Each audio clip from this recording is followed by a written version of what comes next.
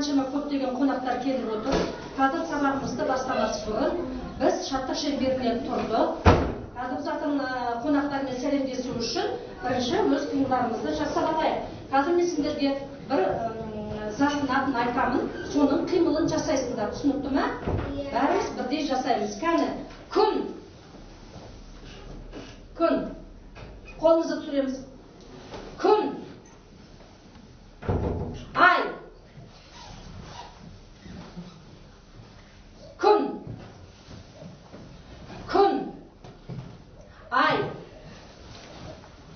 Жұлдыз. Күн. Ай. Жұлдыз. Енді балалар осы тұрған бетімізде атымызға қараймыз да қонақтарға сәлемдесіп алайық. Шаңырақ, шаңырақ күн ашылды, айналған көз ашылды. Қайырлы күн, біз көңілді баламыз. Қайырлы күн, сәлемдесіп аламыз. Сәлеметсіздер. Кәні отырыңдар балалар. Өздерің іштерінен топқашыларында атаңдар. Сіздердің топтан кім топқашы? Аяжан дегендерін қол көтеріңдер. Үш адам Аяжан, Жібек дегендерін қол көтеріңдер. Жарайды, Аяжан. Екінші топ сіздердің топқашысы кім болсын? Алия, Айсұлтан. Айсұлтан дегендерін қол көтеріңдер. Жарайды. Үш адам Айсұлтан. Айсұлтан. Сіздердің топтан кім? Балнұр. Жарайды.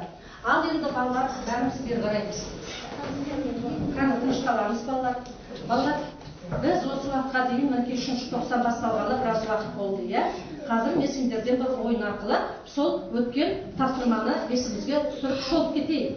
Бәрімізде тақтада балалар киімдер ілініп тұр. Сауда. Бүгін как раз акция дейміз ба? Қазақша айтқанда балалар, орысша акция дейміз, қазақша не дейміз? Төмендетілген бағамен киімдер тұр. Осы киімнің ішінен қазір кім қай киімді таңдап алады, сол бала артындағы сұраққа жауап береді. Қазір мен өзім 3 топтан түгел адам шақырамын. Бәріңді бүгінгі сабаққа барлығымды қатыстыруға тырысамын. Ал бірінші топтан мен қазір шақырамын. Төре, келе ғой. Балалар құрғалып қалмаңдар. Мына киім бүгін төмендетілген баға. Кәні не таңдайсың?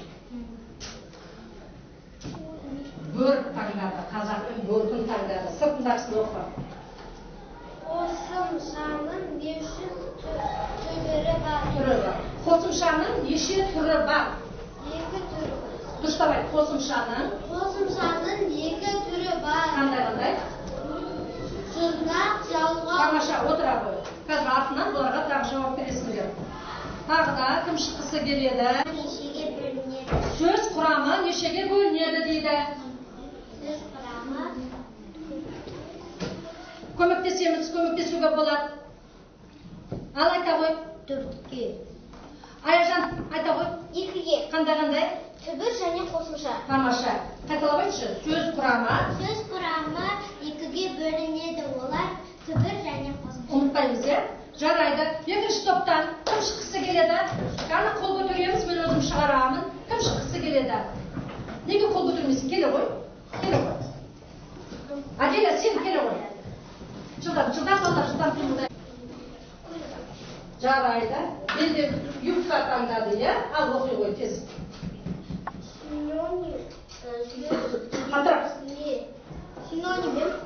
Синоним сөз дегеніміз не? Мысал келтір дейді. Синоним сөз дегеніміз не? Біз. Сөздің жазылуы қандай болады, мағынасы қандай болады? Жазуы бірдей, мағынасы әртүрлі. Сондай ма? Көмектес, өзің топ. Айтылайсың ба? Қалай? Жазуы әртүрлі ма, бірдей ма? Көмектесетін адам бар ма? Келе ғой, Айсұлтан. Жазуы әртүрлі, мағынасы бірдей. Өзің сал келтіре аласың ба, сен сал келтіресің ба? Сал келтіре аласың ба? Онда өзің сал келтір. Бар отыра ғой. Кәсібірістің егін батсасын. Жазылуы әртүрлі, мағынасы бірдей дейді. Әдемі, сұлу. Әдемі, сұлу, тағы да көркем дейміз, келбетті дейміз. мамаңа сабақ отырады. Тағы да кім шығады? Келе ғой жұпар. Қайсың ғой? Жылдам балдар бақытады. Көйлек, тамаша, көйлек таңдадың кәне. Ол менің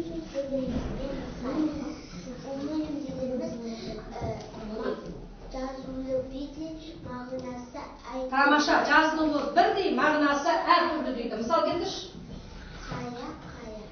Қая. Дұрыс. Қара. Адамға қара. Тамаша, қара дейді балалар, адамға қара қимылды білдіріп тұр, және қара дейді заттың түсін білдіріп тұр. Мен саған жаңағы өте қымбат түріктің көйлегі ғой, мамаға оны жүрекке ғой. Ал үшінші топтан кім келеді? Кәне, кім шығады? Кел беріне. Жылдан.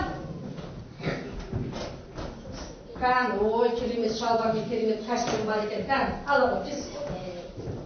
Не дейді? Жалғау дегеніміз не? Жалғау дегеніміз не? Жалғау дегеніміз сөз. Түбірге не болады ол? Жалғанатын. Сол кезде не болады? Сол кезде сөз Сөздің мағынасы өзгерме, өзгермей ме? өзгермейді. Сөздің мағынасы өзгермейді. Сөзбен сөзді не істейді? Сөзбен сөзді байланыстырады. Дұрыс па балалар? Дұрыс қалмасын. Кәне. Тағы да кім шығады? Нұртөре, келе ғой, тез. Саған киім керек емес пе? Қой, арзан болып жатыр деп ал, сонда ішті.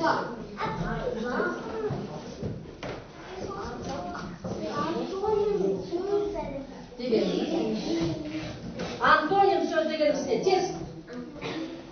Антоним дегеніміз Жаңа мына топ айтты. Мағынасы бірдей деп. Мына топ айтты, мағынасы әртүрлі сөздер болады деді. Енді антоним сөздер дегеніміз қандай сөздер екен? Көмектесетін бар ма? Антоним сөзге көмектесетін. Антоним сөздер. Антоним сөздер үшінші топтан. Перне айтыласың ба? Әдемі костюмнен құрғалып барасыңдар, үшінші топ. Кәне, антоним сөз дегеніміз не? Ережені қайталап жүрмеміз керек. Кім айтады? Жібек қайталай ғой. Антоним сөз дегеніміз бір-біріне қарама-қарсы сөздер. Мағынасы бір-біріне қарама-қарсы. Мысал келтіре аласың ба? Bir-birine karama-karşı sözdür deyip mağnası.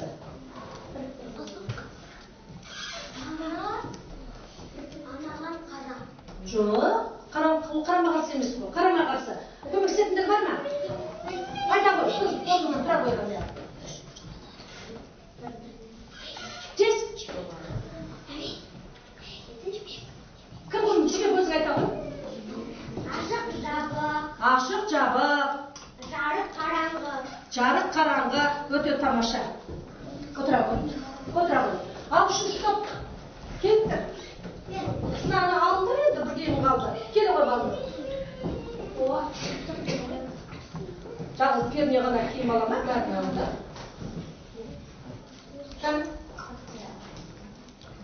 Шырнақ дегеніміз не мысалы? Шырнақ дегеніміз не дейді? Шырнақ дегеніміз ол шырнақ дегеніміз сөздің мағынасын ол қайтеді? сөздің мағынасын өзгертеді. Өзгертеді. Мысал келтірші. Мысалы, Футбол дегеніміз бұл ойын. Футбол оған шыны жалғаса, ада футболшы отыра ғой. Мә, көлігінен қалды. Ал, балдар, қай топ жақсы жауап берді? бірінші Өз аналар айтсын. Бірінші топ? Керемет па? Керемет. Бір шапалақтап қояқшы қолыңызда. Екінші қай топ жақсы жауап берді? Екінші топ па? Шапалақтаймыз. Алла, үшінші топқа да шапалақтайық. Ережені ұмытпаған ғой, енді келесі жолы жаттап келеді. Кәні бір рет шапалақ ұрамыз,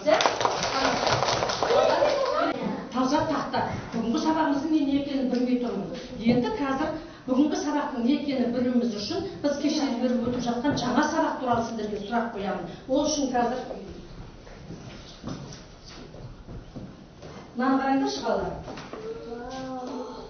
Бәріміз асықпай қараймыз. Таза тақта. Көріп тұрсыңдар, тақтаның таза екенін. Мына жерде балалар күннің көзін бұлттар жауып тұр. Біз күннің көзін ашсақ, бүгінгі сабағымыз шығайын деп тұр. Күннің көзін ашамыз ба? Міне бүгінде дала бұлтты болып тұр ғой, күннің көзін ашайықшы, иә? Олай болатын болса, мына бұлттарда біздің кешелі бері өтіп жатқан сабағымыз. Сол туралы сұраймын. Кәні, кімді шығарасың? Аяжан? Айша келі ғой. Тез. Кәні, тез тұрақ қалсақ, сен жаңа сабағымыз шығады. Бұлтты алдым кетті. Бұны ашқан сақсан, мен алып кетті сабағын. Кәні жауабын оқи ғой, сұрағын. Зат есім дегеніміз не? Зат есім дегенді біз кеше бастағанбыз. Зат есім дегеніміз не дейді? Өз жауап берсін. Зат есім дегеніміз заттың атын білдіреді. Заттың атын, кез келген заттың атын, не? Отыра ғой, тамаша. Екінші топтан кім шығады? Айтқанымыз. Кім шығады?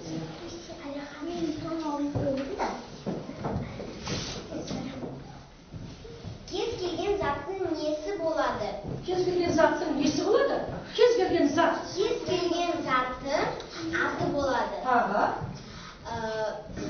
Санесі жоқ. Кез келген заттың несі болады? Аты болады. Саны болады. Сыны, е? Сыны. Тағы. Қимылы. Қимылы болады. Отыра ғой. Үшінші топтан кім келеді? Кез. Барлы кім келеді? Кел, Алихан, шындан. Қайсысын алғым келеді? Чынде, оңайын.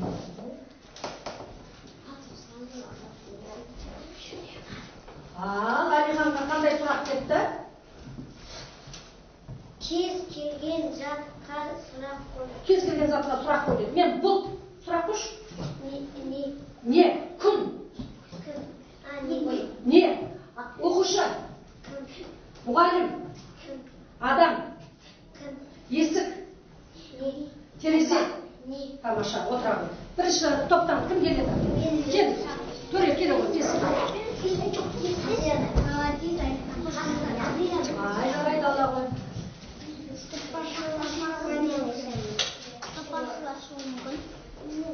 Сен бұлтыңыздың сұрағы? Ал? Зат есім сұрақтарын ата. Зат есім сұрақтарын ата. Атай ғой. Кім, не?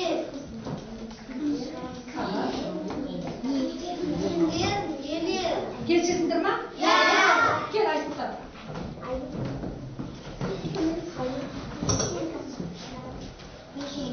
Алпырин ба бола қалсыш?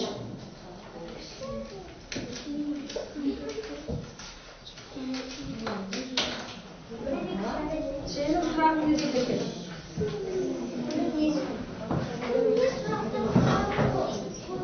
Дауыстарын шығарсаңдаршы. Кім не деген сұрақ қалай қойылады? Ал айта ғой. Кім деген сұрақ? Қандай затқа қойылады? Не деген айта ғой? Кім адамға қойылады? Кім деген сұрақ адамдарға қойылады дейді. Дұрыс па? Не? Затқа. Басқа кез келген затқа қойылады. Тағы да үшінші топтан кел. Кел. Айым келе ғой. Ал енді балаларымды соңғы бұлтта алайық. Соңғы бұлттың сұрағына жауап бере алса, қазір күннің Сөз тапсырмасы дегеніміз не? Сөз таптары дегеніміз не? Кеше сөз таптарын өттік қой осы. Мына сөз таптары қазіргі өтіп атқан сөз таптары. Ал айта ғой сөз таптары. Зат есім, саны есім, төсі есім, қимылы есім. Қимылы есім емес, етістік дейміз, иә? Етістік, сан есім, сын есім, етістік дейді. Тамаша. Ал енді бәрі балалар қараңдар. Күннің көзі ашылды. Қандай сөз шықты? Зат есім деген шықты мінекей балалар. Біз кеше сөз таптарын бастадық. Бүгінгі біздің тағы да сабағымыз зат есім. Түгел тақтаға қараймыз. Зат есім. Ал енді балалар, зат есім дегенді мінекей біз бірінші класстан береміз, сыныпта береміз ғой, иә? Қазір сұрағында айтып жатсыңдар, ережесінде айтып жатсыңдар. Барлығы жақсы. Енді зат есімді қазір біз тапсырмалар орындау арқылы арғылай тағы да тиянақтаймыз, жарай ма? Қазір түгел оқулыққа қарайық. Оқулығымызды ашамыз. 46-47 бет, 14-ші жаттығу. қазір ережені біз қазір ортасында жаттығулар арқылы жанақтаймыз. Кәні 14-ші жаттығуда не дейді? Қиын сөздерді көшіріп жаз. Қиын сөздерді көшіріп жаз. Сол қолмен нанды үзбе. Түнде үй сыпырма дейді. Ал енді бір қараңдар.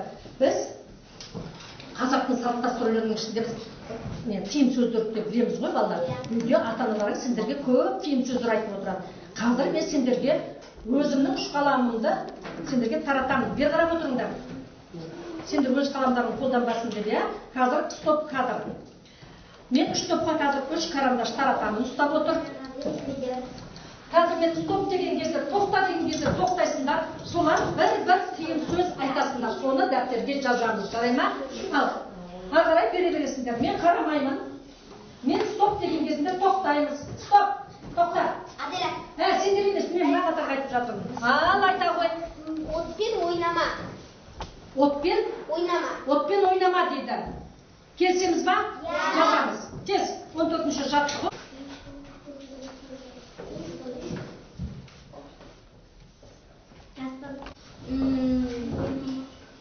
Кез келген тиым сөз айта ғой. Малды теппе. Малды теппе дейді. Келсесіңдер ма? Жарайды. Отырып жазамыз. Малды теппе. Тамаша. Балалар бәрінің үйлерінде аталарың, апаларың бар. Аталарың, апаларың сендерге тиым сөзді айтып отырады. Солай ма? Кәні жазамыз. Өте тамаша айтты. Малды теппе. Жазып па? Әдемі. Кез келген. Саған қандай тиым сөз айтады? Тиым сөз. Жаңа малды теппе, отпен ойнама деп саған тиым сөз айтпай ма үйде? Тыныш. Тиым сөз. Сен атаңмен апаңмен бірге тұрмайсың ғой, деймін? Бірге тұрмайсың, ал перненің апасы бар, кән? Үйге жүгірме. Үйге қарай жүгірме. Келсесіңдер ма? Ал жазамыз. Үйге қарай жүгірме. Бүгін жазамыз.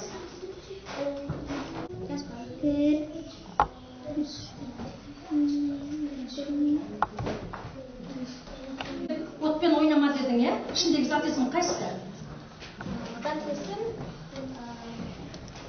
Сұрақ қоямыз. Сұрақ қош? Не? От, не? Абылай, тұрш орнына, сен малды теппе дедің. Мал дегенде сұрақ қош? Сұрамыз ба? Мал. Тыныш? Қатырақ. Не? Қатырақ. Сен үйге қарай жүгірме. Үй дегенде сұрақ қош? Не? Үй. Тамаша. Егер бұлар көп заттар болса, бұларға қандай сұрақ қояды? Не деген сұрақ қояды. Тамаша. Ал жазып болдық па? Біз басымызды көтереміз. Келесі жаттығуды қараңдар балалар. Халқымыздың сан ғасырлық тыныс тіршілігіне байланысты ұлттық тәлім-тәрбиеге қатысты салт дәстүр, әдеп-ғұрыптары да бар. Соның бірі бала туылғаннан кейін баланы бесікке бөлу дәстүрі. Қазақ халқы бесіксіз үйде береке жоқ деп өмірге келер сәбиді асыға күткен. Себебі бала өмірдің гүлі, жалғасы. Алас-алас бәледен алас, алас-алас баладан алас, көзі жаманның көзінен алас, тілі жаманның тілінен алас, 40 қабырғасынан алас, 30 омыртқасынан алас. Әдемі сұлу болсын деп, басына тарақ пен айна жастайын, көзден сақтасын деп үкі байлайын. Қамшыдай өткір болсын деп қайшы жастайын. Баланы әкеліңдер, бесікке бөліп берейін.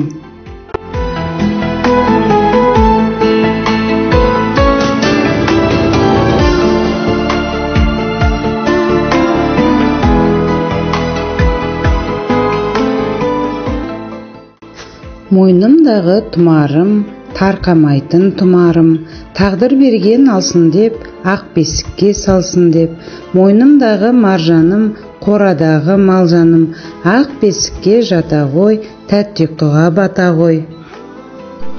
Түбегіңді шүмегіңді салайын, денең таза болсын деп, бас жастықша салайын, басың жұмсақ болсын деп, екі бел жастаншы бел көрпеңді салайын, сымбатты сұлу өссін деп, тартпа бауды тартайын, сымға тартқан сүйректей, денең сұлу болсын.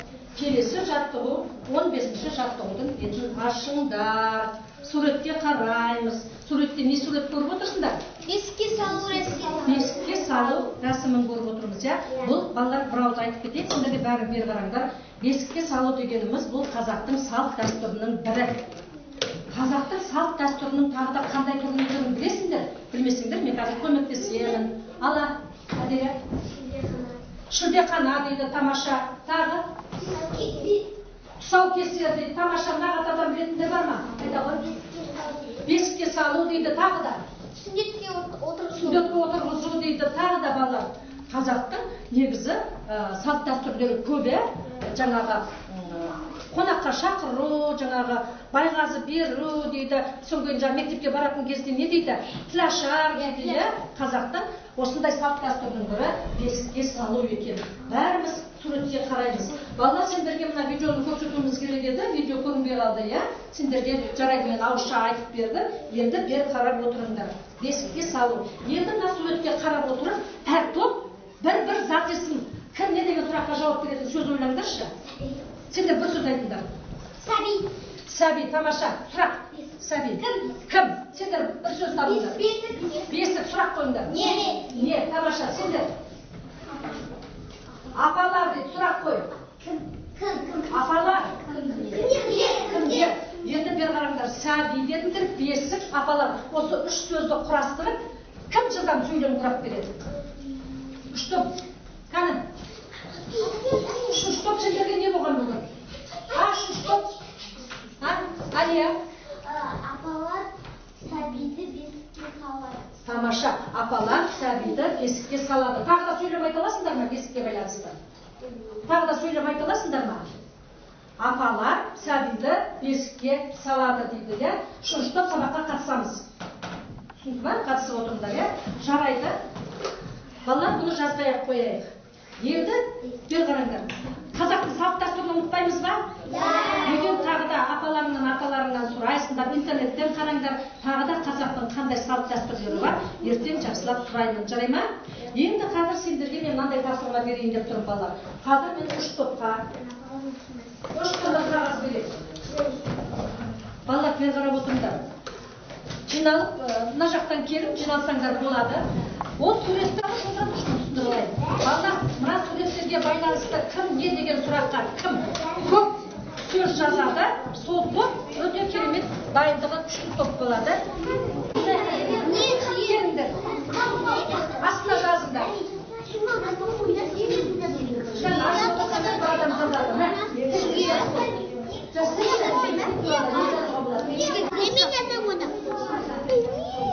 Тыныш. Адамдар серуенге барады ғой, иә? Оқушылар барады мысалға, оларда жазсаңдар болады.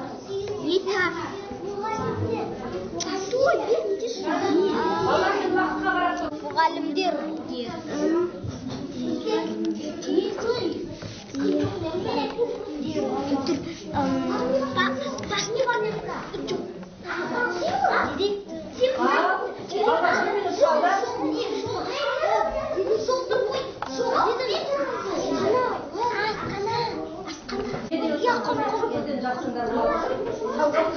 Серуенге барады мысалға.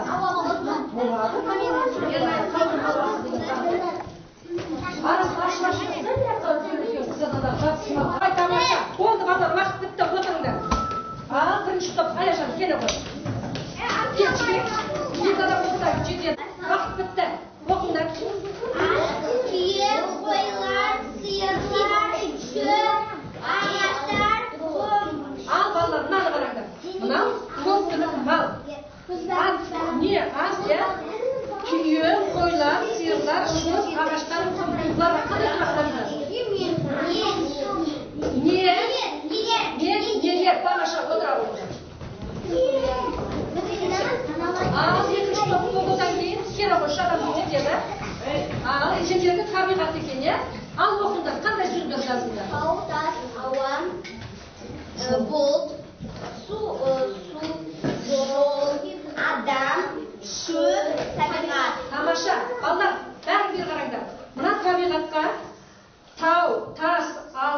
жол, адам, шөп, табиғат, бұлт, сулар деген сұрақ, қандай сұрақ қойдыңдар? Не? Ана адам дегенді жазылсына кім дейді? Дұрыс па балалар? Тамаша, отыра қойыңдар. Ал, үшінші топ. Кәне, балалар келе ғой. Болды, Алихан келе ғой.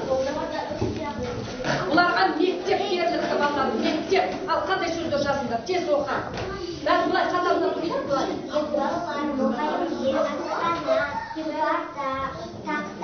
Міне балалар, мына қараңдар, мектепке не жазған? Мектеп, балалар, мұғалімдер, асхана, парта, тақта дейді. Келісесіздер ма? Келісесіздер, отыра ғой. Ал сөз, үшінші топ біреуге алты сөз. Екінші топқа қол шапақтаймыз. Бірінші топқа қол шапақтаймыз. Үшінші топқа қол шапақтаймыз. Тамаша, балалар мінекей, әлі де ертең де ағыр күні де біз затесінде әлі өтеміз. Сендердің сабақтың бастамасы жаман емес балалар, иә? Осылай сабаққа дайын бола берейік. Ендігі тапсырма сендерге жұптық жұмыс. Орындарында отырасыңдар. Қазір мен екі адамға біреу, қазір қағаз тараптамын. Орындайсыңдар, орындағаннан кейін бір-бірін тексеріп, бөлесіне мейлі немен жазсын, плюс қоя салыңдар астына. Қазір түсіндіріп береміз. Мә, екеуіне. Мә, заттардың аты жазылып тұр. Мына жақта сөз заттары жазылып тұр. Мына сөздер қайсысына келеді? Астына плюс қойып қойыңдар. Мысалға мына қараңдар. Сұлу, кәні, жазды, ешкі, жеті, мектеп, жүрді, бес, әдемі, оқушы. Қайсысы заттесің? Заттесінің астына плюс. Қайсысы сын есімде бөлесіңдер? Кешемен бәрін ауызша. Кешегі сабақта айтып кеткен балдар. Болды. Сендер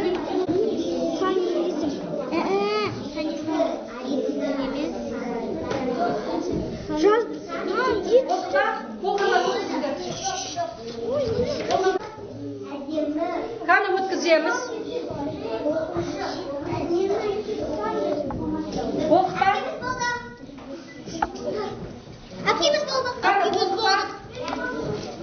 Қаны жылдамдатамыз.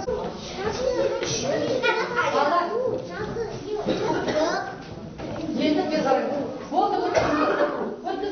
Әкет. Болды. Уақыт болды. Әкет. Қазір жылдамдатып жатырмыз, иә? Әлі ертең де арқылы затесін жалғасады дедік. Қазір сабақтың аяқталуына аз қалды. Мен қазір топ басшыларын шақырайыншы. Соларына сабақтың ережесін қалай айталады екен? Келе қойыңдар, топ басшылары соны сабақты қорытып көрсін. Мына қараңдар балалар. Ол үшін мен бұларға қандай лотерея билетін берейін деп жатырмын балалар. Мына жерде қазір 40 орындарында 40 ашсаңдар, ішінде сөз шығады. Сұрақ. Мен қазір қай сұрақ әкетсеңдер ренжітпейін деп жаздым. Енді өздерің жазған сөз ол. Өздерің қазір тауып аласыңдар, жарай ма? Алдарындағы сырыштарымен бүйтіп қырсаңдар, ішінен сөз шығады дағы. Сол оқушы тез маған тақтаға шығып, сабақты қорытып беріңдер. Жылдам. Тез құрамыз. Сытқышпен құруға болады. Жайда. Кім болды? Келі ғой. Кәні, екінші топ, Айсұлтан, тамаша. Оқы. Ал, қорытақ, ережемен қорытшы. Кеше өтті, бүгін өтіп атырмыз, зат есім дегеніміз не дейді? Тыныш, келсеңіз ба, келсеңіз ба, қазір қарайсыңдар. Зат есім дегеніміз не? Соның ережесін айтып берсең болды бізге. Зат есім дегеніміз. Заттың несін білдіреді? Дұрыс, заттың атын білдіреді. Келісесіңдер ма балалар? Иә! Зат есімнің тұрақтарын айтты, тамаша отыра ғой. Кім болды? Әкел, балалар, кел. Қандай сұрақ? Менің досым дегенде сөйлеп тұра дейді. Менің досым. Söyle bırak, ezgirde söyle. Benim dostum жақсы, жарайды тағы да. Менің досым ақылды, менің досым үздік оқушы, осының ішінде менің досым деген қандай сұраққа жауап бересіз? кім дейді. Келісесіңдер ме балалар? Тамаша, отыра ғой. Қандай Айжан? Зат есімнің сұрақтары қалай қойылады? Кім деген? Кім деген адамдарға қойылады? Кім деген адамдарға қойылады? Не деген Басқа заттарға, ал енді балалар, айтқандарыңыз дұрыс. Бәрін келісесіңдер ме? Енді мен қорытып берейін. Зат есім дегеніміз кез келген заттың аты болады деп бағана айттыңдар ғой. Кез келген заттың аты болады. Мысалға мынау кітап. Бер қараңдар, тағы да қайталап айтамыз. Жанай маған қара. Кез келген заттың аты болады. Кітап. Кітаптың саны болады. Қанша кітап? Біреу. Кітаптың сыны болады. Қалың ба, жұқа ма, қандай? Қалың. Және заттың, кез келген заттың жаңа қимылы болады дедік. Мына кітап соғым ретінде жатыр, Мына кез келген зат. Олай болса зат есім дегеніміз кім, не деген сұраққа жауап береді екен, Сұрақтары кім, не? Енді мінекей ертең сабақты жалғастырамыз. Қазір бәрінің алдарында алма, стикер бар ғой.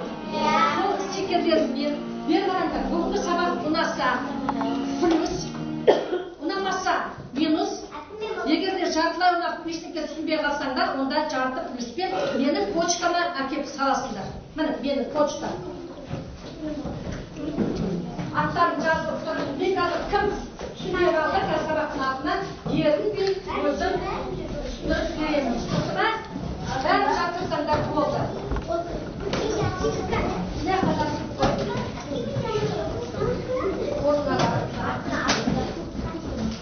Кез орнымызға бағамыз. Тамаша.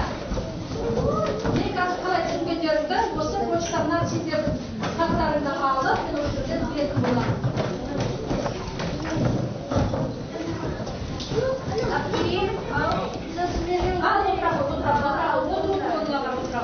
Ал бәріміз орнымыздан тұрамыз. Ұстаздарға рахмет айтамыз, сіздер, бәріміздер қараймыз. Сіздерге молодец сұралып, табыс тілейміз, қайталаңдар. Сіздерге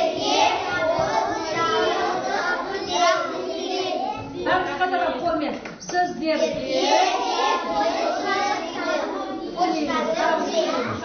тамаша, жақсы. Алдарына қараңдар. Несі болады?